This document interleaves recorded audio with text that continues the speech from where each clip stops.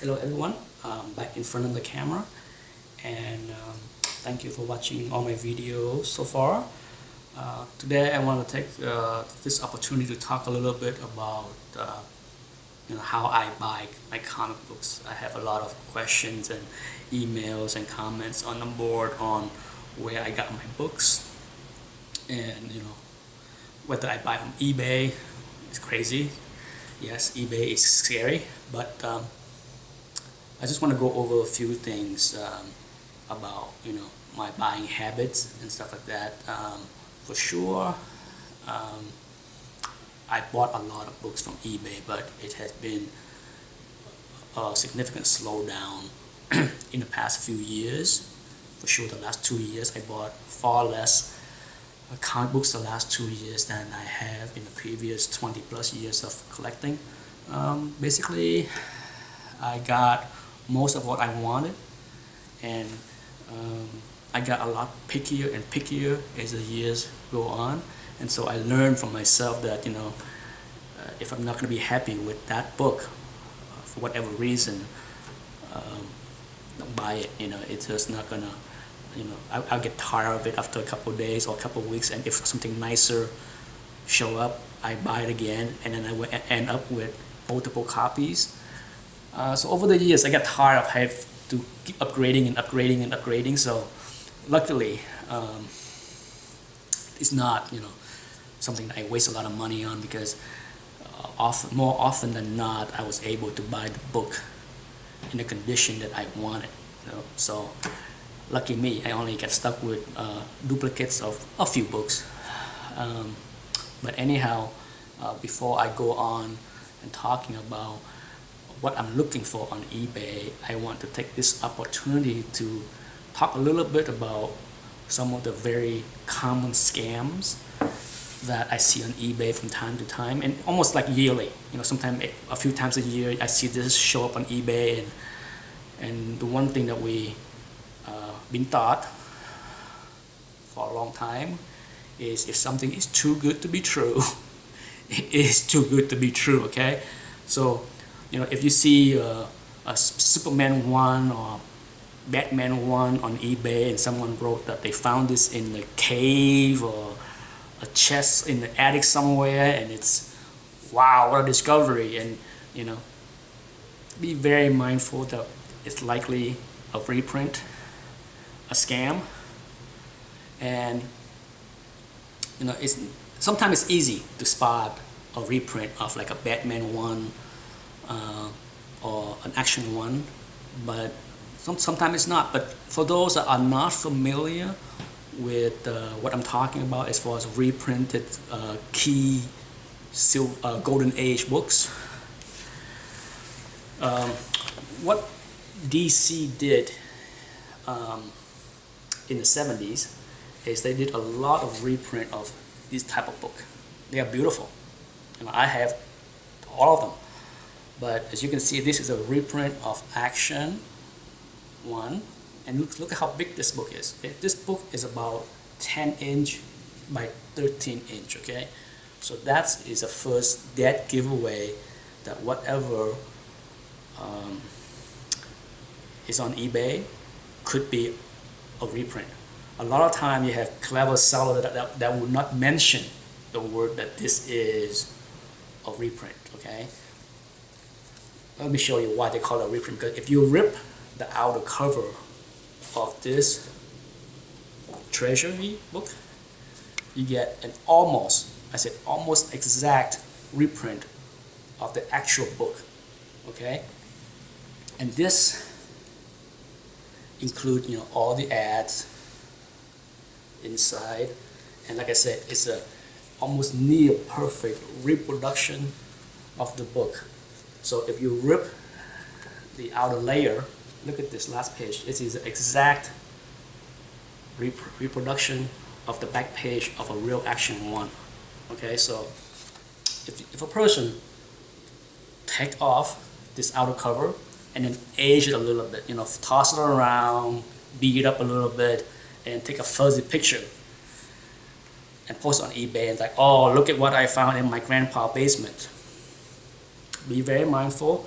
Sometimes they will cleverly put it in the description that the size of the book is 10 inch by 13 inch, so that they can argue with eBay later that, hey, I didn't say this was an original copy. I mentioned the 10 inch by 13 inch, but the sucker that bought it didn't know. It's not my fault. He's stupid.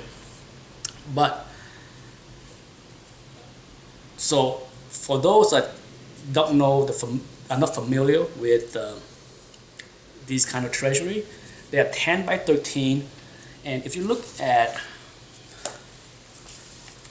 the typical golden age comic books, they are bigger than the silver age and bronze and carbon. They are slightly bigger. So, but this is what I would say is a typical golden age size book. It's my All-Star number 13, as you can see. Even though it's bigger than the typical comic books today, it is nowhere near the 10 by 13 inch dimension, okay? So if you see somebody listing some golden grail book, check the description and for sure email the person, what is the size of that book? If they say 10 by 13, guess what? It's worth nothing because it's damaged, because they ripped the cover off. It's missing pieces, okay? You can buy this on eBay for like $10 on any given day. The other one that is commonly duped on eBay is Batman #1. Okay, I have seen this so many times. Scammers would rip off the cover, age the inside book, and then say, oh look, I have a Batman one. Now Batman 1 is the easiest one to spot as far as reproduction. Okay, take a look at this picture. This is actually a good example of what the real book in size and in picture. You notice this red building right here? Okay, look at the reprint. It is missing the red building in that corner. Okay, there is many other indication if you're familiar with this book, but whenever you see a Batman 1 without the red building here, and especially when it's 10 by 13 inch size, run far away. It's not worth anything. Okay, so what you commonly see is, of course, the Detective 27, also commonly trying to scam on eBay, because like the other two books I show you, there is a almost exact duplication reproduction of the interior. It's beautiful. I love these books. I can't afford to own the real thing, so this is about as good as it's gonna get.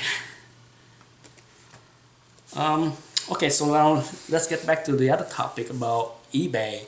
I just want to say that I got a lot of great deals with eBay over the years, even as last year, and sometimes I get really bad deals, but that's part of the gamble with eBay. But as a rule of thumb, I have a certain guideline that I use to reduce the risk of being disappointed. That's the best word I can use. First, I don't buy from people that don't allow me to return the book for a refund. Unless it's something cheap and it's not something I worry about spending a few bucks to get a reader copies, not a big deal. But when I spend, I don't care, $5, $10, $15 or something, it's a lot of money. Okay, I don't have to throw money away. If I want to throw $15 away, I'm just gonna go have a beer. So it's not something I'm willing to do as far as buying from people that have no return policy. Secondly, I also do not buy from people that use stock image. If you don't have the time to scan the book or take a picture of the book, I don't have the time to look at your listing. To me, that's just crazy. To use stock pictures and to spend 20, some dealers out there will say, oh, for books less than 50 bucks, we don't have the time to deal with that stuff. Well, I don't have the time to waste my money either, so I move along. So A, return policy, B, stock image, and for those that provide pictures, if the pictures are cropped, by that I mean, sometimes you see a lot of listings on eBay where all the edges of the books are cut off so you can't see anything, you can't see what the corners look like, what the spine look like. I'm gone. Okay, I don't bother with that either, because what's the point? What's the point of putting a picture of the book where you can't see the condition? Might as well use a stock image and it will save me the hassle also. I skip to that too.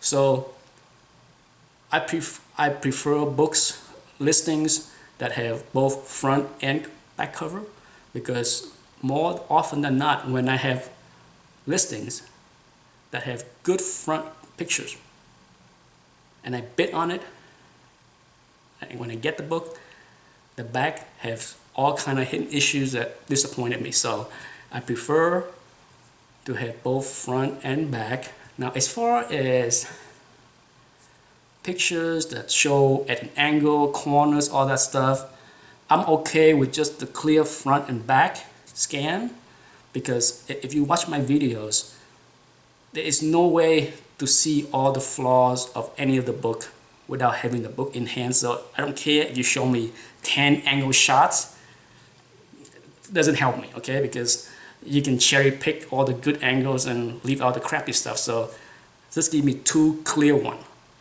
and I'd be happy with that for now. Let's see what else. As far as return policy, if a seller or dealer only refund the portion of the book and not the shipping fees, I also skip that too. I used to buy and bid a lot on people that just refund that, but after a while, I get tired of it. For example, if you buy a book for $15 and you spent $5 to have the seller ship it to you, and then for whatever reason the book is not good enough and you want to return it, you had to spend another $5, and all you get back is $15. So you lost $10. You're out of $10. So I don't play that game either. So if a seller takes zero risk on sending me his books, I don't want to deal with that, because I understand that grading is subjective. I understand that everyone can miss a flaws. I saw on eBay, I understand. But if you put zero risk, if you take on zero risk, that's not the game I want to deal with, okay? So for all those sellers out there that didn't refund the shipping costs that I waste on buying your overgraded books, bye-bye. Lastly, before I go, I want to talk about cautionary tales. Even if you buy a book that have a return policy, especially if it's $250 or more, please, when you return it, if you return it, include signature requirement.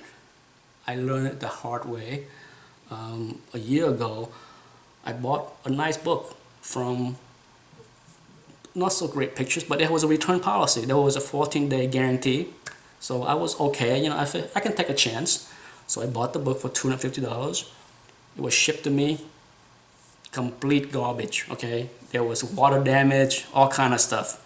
Nowhere near the condition. So I contacted the seller and said, I am disappointed. The book has water damage, tears here, all kind of stuff. I will return it for a full refund. The seller wrote me one sentence: I'm sorry you're disappointed. That's it, nothing more. So I mailed the book back with tracking, and about a week later I haven't got the refund yet. So I contacted the seller and said, have you received the book, and when can I expect my refund? He told me, I don't have the books, I don't know what you're talking about, I didn't know you were been returning it, I thought you decided to keep it, and sorry, but you're not getting your money back. That's it. So to make the story short, I had to go through the whole eBay loops to file a case, to trying to get a refund, and eBay and PayPal decided for him. They said that I failed to stick with the fine print that if an item is returned value $250 or more, I have to have signature requirement. So by not doing that, by claiming that he never received it, has no force action to refund me the money. So he claimed that he never received it, and they said there's nothing they can or will do for me. SOL for you, okay? Basically, what makes it even worse is literally minutes after eBay sent me that email that's saying that they rule for the seller and I am to receive nothing. And they closed the case. He relisted the item. I was furious. I picked up the phone as fast as I could, called eBay, and spent the next, God knows, 45 minutes going through all kind of supervisor, who knows. And in the end, they told me they would do nothing because the fine print said that I didn't stick to the fine print. They would not do anything. They said that they understand what's going on. They saw that he relisted the item that he claimed I did not return, but they didn't do anything. They didn't pull the listing. They didn't force him to take it off. Nothing. Nothing. They did nothing. Unbelievable. So I had to go through my credit card company to have a chargeback. I had to provide all my communication with eBay. And luckily, 2 months later, the credit card company refunded me. Okay, so I did get my money back, but no thanks to eBay or PayPal. Now, to make it even worse, is I was the first one that this guy scammed. He has about 20 or 30 feedback, so he was on eBay for about 6 months or a year.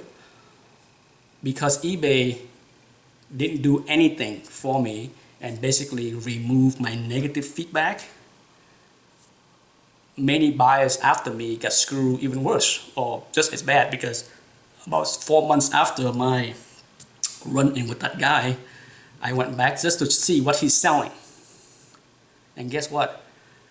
He has like 5 negative feedback in a row from people claiming that they never received the book, he sent the wrong stuff, didn't refund. It was all kind of nasty stuff that happened. So thank you eBay for screwing me and screwing the other 5 people behind me, after me, because you didn't do your job. So for all the people that complain that eBay only protect the buyer, not on my side of the table. So I hope you get something from this little eBay rant. But anyhow, thanks for watching.